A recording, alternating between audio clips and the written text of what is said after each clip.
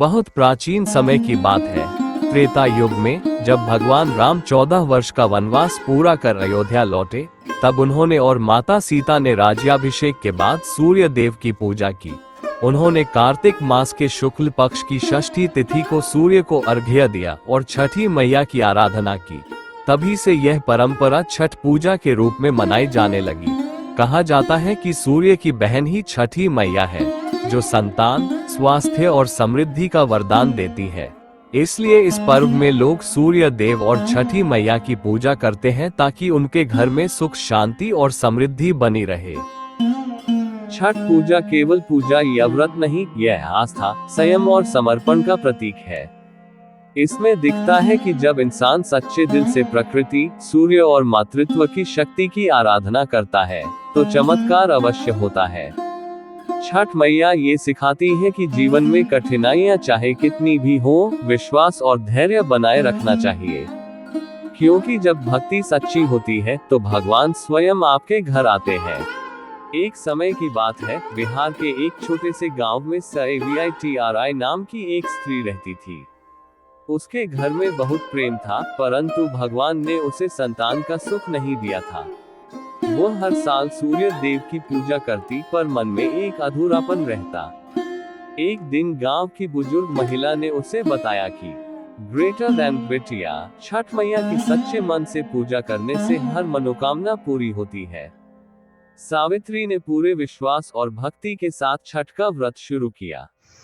उसने नहाय खाए से लेकर उगते सूर्य को अर्घ्य देने तक हर नियम का पालन किया।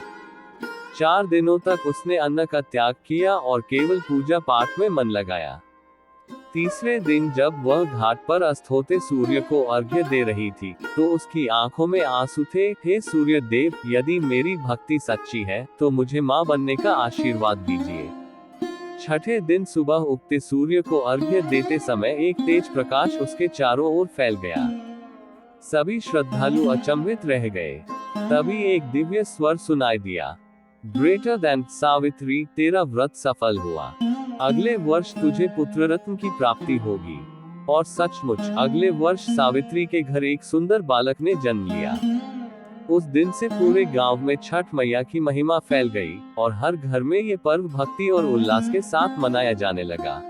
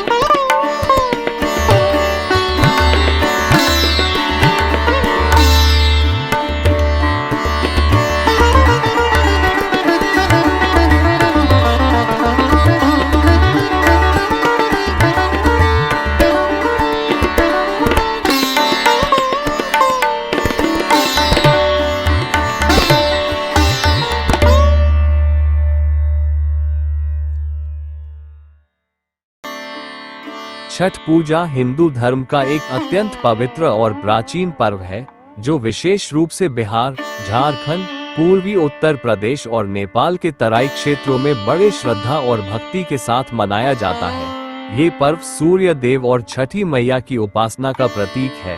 माना जाता है कि सूर्य की उपासना करने से जीवन में ऊर्जा, स्वास्थ्य, समृद्धि और शांति की प्राप्ति होती है। ये पर्व 4 दिनों तक चलता है, जिसमें कठोर नियमों और व्रतों का पालन किया जाता है। पहला दिन नहाय खाया। इस दिन व्रती नदी या तालाब में स्नान करके पवित्र भोजन ग्रहण करते हैं और अपने घर को शुद्ध करते हैं। दूसरा दिन खरना। व्रती पूरे दिन निर्जला उपवास रखते हैं और शाम को गुड़ और चावल की खीर का प्रसाद बनाकर ग्रहण करते हैं।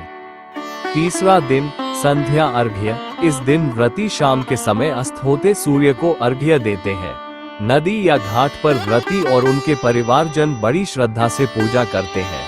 चौथा दिन उषा अर्घ्य। अंतिम दिन सुबह उगते सूर्य को अर्घ्य दिया जाता है और व्रत का समापन होता है। इस दिन व्रती अपनी मनोकामनाओं के लिए छठी मैया से आशीर्वाद मांगते हैं। छठ पूजा में कोई मूर्ति पूजा नहीं की जाती, बल्कि सूर्य देव की सीधी आराधना की जाती है। महिलाएं और पुरुष दोनों इस व्रत को समान श्रद्धा से करते हैं। ये पर्व परिवार, समाज और प्रकृति के बीच सामंजस्य का प्रतीक है।